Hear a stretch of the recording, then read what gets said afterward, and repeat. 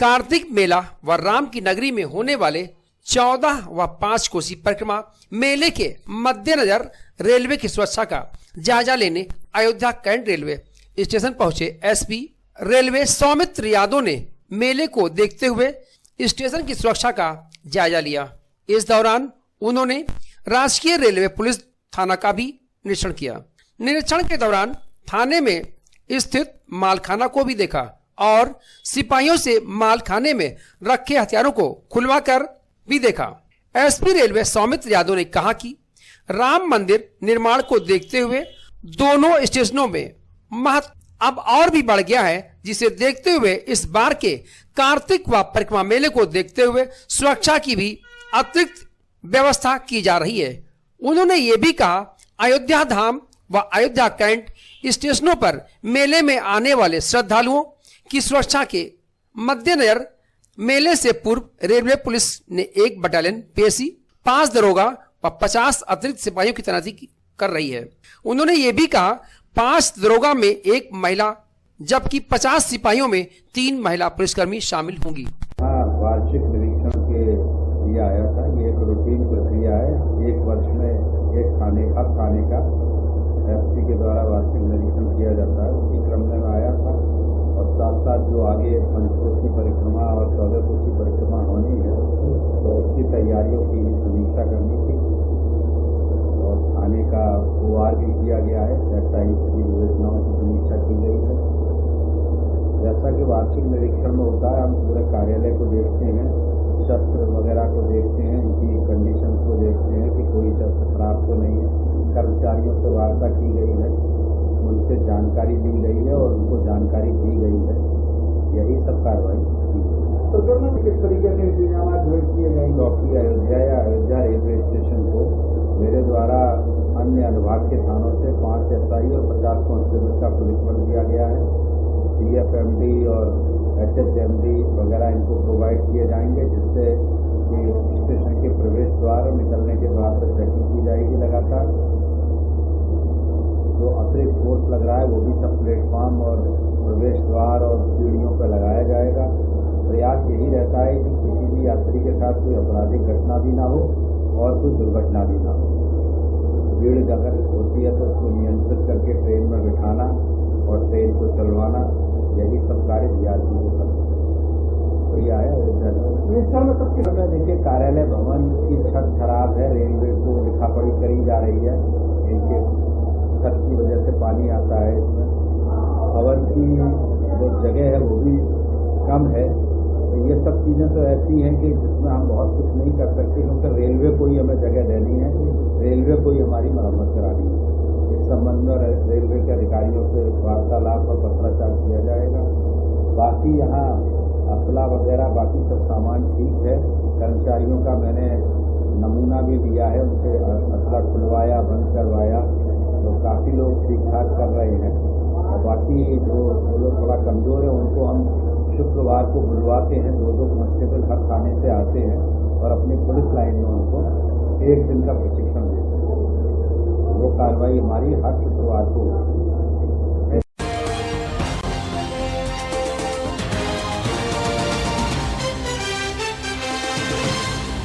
आगामी होने वाले 2022 विधानसभा चुनाव को लेकर समाजवादी पार्टी ने भी जातिगत समाज पर भरोसा करते हुए 14 नवंबर को चौरसिया समाज का सम्मेलन आयोजित करने जा रहा है।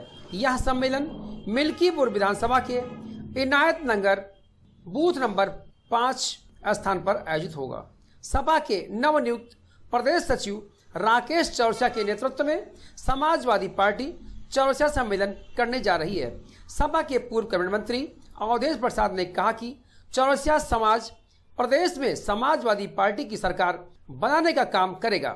उन्होंने कहा चौरसिया समाज भाजपा को उखाड़ फेंकेगा।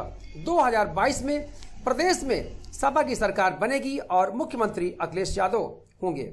सपा के नवनियुक्त प्रदेश सचिव राकेश चौरसिया ने पद दिए जाने पर शीर्ष नेतृत्व को धन्यवाद दिया। उन्होंने कहा चौरसिया समाज पूरी तरह से राष्ट्रीय अध्यक्ष और समाजवादी पार्टी को जिताने के लिए कमर कस चुकी है। 2022 के चुनाव में चौरसिया समाज समाजवादी पार्टी को 400 सीट जिताने में महत्वपूर्ण भूमिका निभाएगी। सफाया करने का काम करेंगे। फैजाबाद जिले में 5 सीट को जिताने के लिए इन्होंने संकल्प किया है। आज इनके साथ चौरसिया समाज के साथ चौरसिया के जिले के अध्यक्ष जी बैठे हुए हैं, रमेश चौरसिया जी बैठे हुए हैं। भाजपा छोड़कर सारी जिंदगी भाजपा में बिताया था, छोड़ कर आए हैं और ये बैठे हैं, देखिए रविंद्र चौरसिया जी हैं।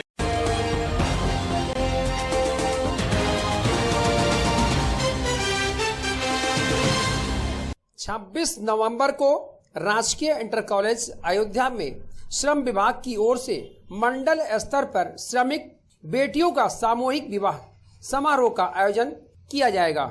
इस मंडल के 5 जिलों से कुल लगभग 4000 श्रमिक बेटियों की शादी समारोह में करवाने का लक्ष्य तय किया गया है। इस लक्ष्य को पूरा करने के लिए मंडल के अयोध्या, सुल्तानपुर, अमेठी, बाराबंकी और अम्बेडकर नगर स्थित श्रम कार्यालय पर आज से पंजीकरण प्रारंभ हो गया है। यह पंजीकरण ऑनलाइन और ऑफलाइन दोनों में हो रहा है। पंजीकरण की अंतिम तिथि 12 नवंबर है। पंजीकरण करने के लिए पात्र श्रमिक बेटियों की उम्र 18 वर्ष व बेटों की उम्र 21 वर्ष होना अनिवार्य है।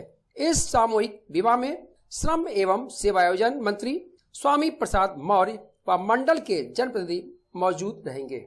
श्रमिकों के बेटियों के लिए उनकी शादी के लिए एक बृहद सामूहिक विवाह कार्यक्रम का आयोजन प्रस्तावित है 26 नवंबर को, जिसमें माननीय श्रम एवं सेवायोजन मंत्री जी रहेंगे और जनपद के मंडल के सभी माननीय जनप्रतिनिधिगण को भी आमंत्रित किया जाएगा और उनकी उपस्थिति में पंजीकृत निर्माण श्रमिक जो 100 दिन से पुराने पंजीकृत हैं उनकी बेटियों की शादी की जाएगी।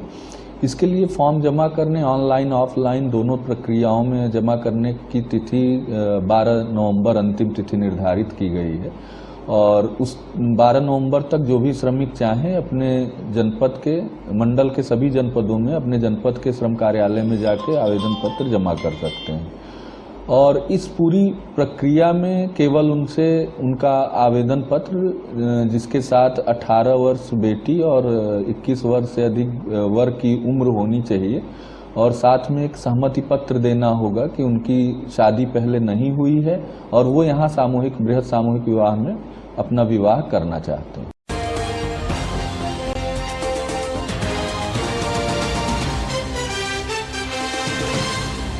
राष्ट्रीय लोकदल जिलाध्यक्ष चौधरी राम सिंह पटेल की अगुवाई में राष्ट्रीय लोकदल कार्यकर्ताओं ने 6 सूत्रीय किसान समस्याओं को लेकर जिलाधिकारी अयोध्या से मिलकर एक ज्ञापन सौंपा। चौधरी राम सिंह पटेल ने जिलाधिकारी से मिलकर किसान समस्याओं से अवगत कराते हुए कहा, इस समय जिले में डीएपी खाद की भारी कमी है जिसे अतिशीघ्र उपलब्ध कराया जाए। पिछले दिनों अतिवृष्टि के कारण धान की फसल बर्बाद हो गई। फसल बीमा योजना के अंतर्गत एवं राहत कोष से उचित मुआवजा दिलाया जाए। जिले में अत्यधिक अंगेती प्रजाति की गन्ने की बुआई के कारण चीनी मिलें 20 नवंबर तक चालू कराया जाए। किसानों को गन्ना आपूर्ति कैलेंडर तत्काल उपलब्ध कराया जाए। धान क्रय केंद्र अभी तक चालू नहीं हुआ है जिसे सुचारू रूप से चालू कराया जाए।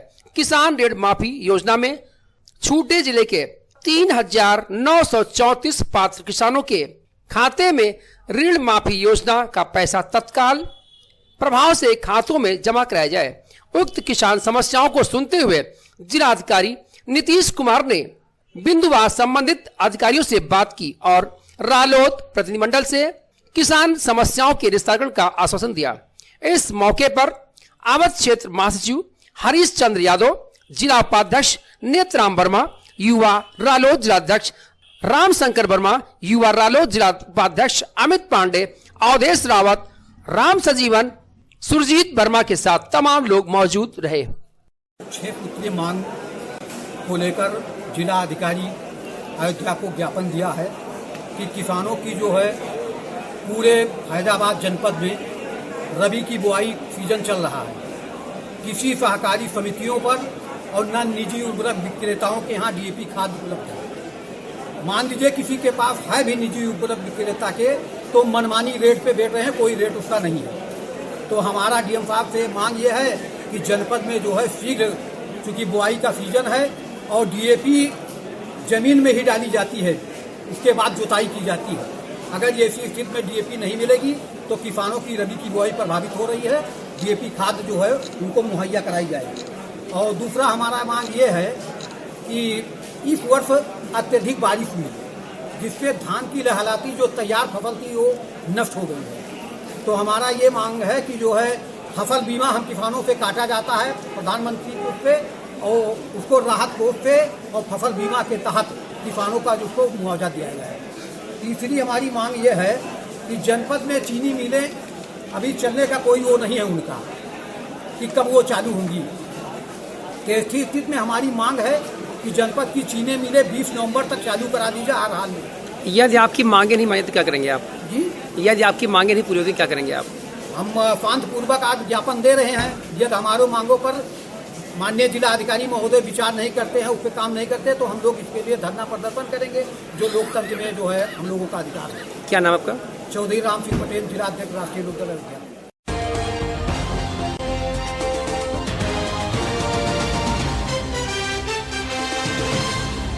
बेतहाशा बढ़ती महंगाई पर लगाम लगाने, खाद की किल्लत को दूर करने, काला बाजारी रोकने, धान खरीद की गारंटी करने, बाढ़ और तूफान में हुई फसलों की बर्बादी का मुआवजा दिलाने के लिए जनता के हक की आवाज उठाने वाले वाम दलों व अन्य विपक्षी नेताओं का दमन बंद करने, प्रदेश की बदहाल कानून व्यवस्था पटरी पर लाने, अयोध्या में विकास के नाम पर गरीबों को उजाड़ना बंद करने की आज मांगों को लेकर वामपंथी दलों ने जिला मुख्यालय पर विशाल धरना प्रदर्शन कर केंद्र व प्रदेश सरकार को जमकर घेरा। भाजपा जिला सचिव रामचंद्र पाठक, भाजपा जिला सचिव अशोक यादव, भाजपा माले जिला प्रभारी अतीक अहमद, अशोक कुमार तिवारी के संचालन में आयोजित धरने को संबोधित करते हुए वक्ताओं ने कहा कि कमर तोड़ महंगाई ने आम आदमी का जीना दूभर कर दिया है। इस महंगाई ने दाल तेल के बाद आलू भी थाली से गायब कर दिया है तथा रसोई गैस के बढ़ते दामों में मोदी सरकार के महिला प्रेम को उजागर कर दिया है। उपचुनाव के हार से डरी भाजपा सरकार द्वारा घटाए गए पेट्रोल डीजल के दामों को नाकाफी बताते हुए इसमें कम से कम 50 रुपए कम किए जाने की मांग की गई है। इस अवसर पर भाजपा माले राज्य कमेटी के तमाम नेता एवं पदाधिकारी मौजूद रहे। यहाँ पे जो बढ़ती बेरोजगारी, महंगाई और हमारे किसान जो इतने दिन से वहाँ पे धरने पे बैठे हैं, हमारे युवा साथी हैं, हमारे छात्र बच्चे हैं, जो लगभग आज उत्तर प्रदेश में 20 लाख के लगभग युवा जो है बेरोजगार हैं। इतने दिनों से आज 6-7 साल से न उनका कोई वांट निकला, न उनका कोई पेपर हुआ।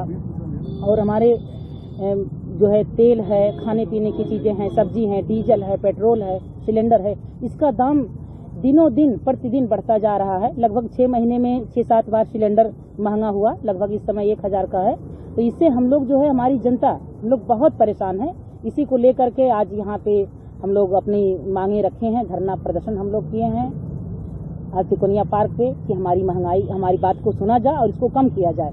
अगर हमारी मांगे ये सरकार अगर नहीं सुनती है तो हमारी वामपंथी एकता, हमारी पार्टी जो भी निर्णय लेगी इसको हम बिल्कुल अच्छे तरीके से और पूरी जमीनी स्तर पे हम लोग इसकी लड़ाई लड़ेंगे। सुनीता गांव, पेपवा, जिला से जो देश में लगातार बेतहाशा महंगाई बढ़ रही है और जो दैनिक जीवन की चीजें हैं, जो जीवन में रोज इस्तेमाल की जा रही हैं, खाने पीने की चीजें हैं, फल है, सब्जियां हैं, अनाज है, जैसे दाल भी कितनी महंगी हो गई है, सरसों तेल 200 रुपये लीटर बिक रहा है। तो सबसे प्रमुख मुद्दा तो हम लोग महंगाई का है। और दूसरी मांगे ये है कि जो किसानों के लिए जो खेती जो शुरू होने वाली है, आगे गेहूं की बुआई होनी है, आलू की उनकी बुआई होनी है और सारी चीजें हैं, तो उसके लिए खाद की पूरी तरह किल्लत हो गई प्रदेश में। खाद मिल नहीं पा रही है, किसान दर बदर भटक रहा है और उसकी कालाबाजारी खाद की जा रही है। और तीसरे ये कि जो अभी पिछली बारिश हुई थी, बड़ी बारिश हुई थी, उसमें तमाम क्षेत्रों में बाढ़ आ गया था, तूफान भी आया था, तो बाढ़ और तूफान से तमाम हमारे किसान साथियों की फसलें बर्बाद हुई। सरकार ने कहा तो कि हम सर्वे कराएंगे, मुआवजा देंगे, लेकिन अभी तक कोई सर्वे तक नहीं कराया गया। मुआवजा देने की बात तो दूर ही है। तो हम लोग मांगे हैं कि उनको पर्याप्त मुआवजा सर्वे करा कर दिलाया जाए। और हमारे देश में जिस तरह बेरोजगारी बढ़ रही है, पूरे देश में जो हमारे युवा साथी हैं, जो पढ़ लिख के निकल रहे हैं, जो रोजगार लायक हो गए युवा, उनको कहीं भी रोजगार मिल नहीं पा रहा है। और कोरोना काल में तो बहुत से सारे साथियों के जो रोजगार थे, वो रोजगार भी समाप्त हो गए। तो ये मांगे भी हमारी है कि हमारे जो रोजगार लायक युवा साथी हैं, उनको रोजगार उपलब्ध कराया जाए। और दूसरे ये कि आप देखिए, जो जनहित के मुद्दे उठाने वाले हमारे साथी हैं, चाहे वो वामपंथी दलों के साथी हों, चाहे अन्य विपक्षी दलों के साथी हैं, उनका लगातार उत्पीड़न किया जा रहा है। कोई कार्यक्रम होता है, जब आवाज उठाने की बात आती है, तो हमारे नेताओं को या तो गिरफ्तार कर लिया जाता है या उन्हें हाउस अरेस्ट कर दिया जाता है। और तमाम प्रदेश के ऐसे हमारे साथी हैं जिनके ऊपर फर्जी मुकदमा तक लाद दिया गया है। तो ये सब मांगें हमारी प्रमुख हैं। दूसरे ये जो स्थानीय मांग है हमारी अयोध्या के लिए, कि अयोध्या में विकास के नाम पर तमाम गरीब लोगों को उजाड़ा जा रहा है।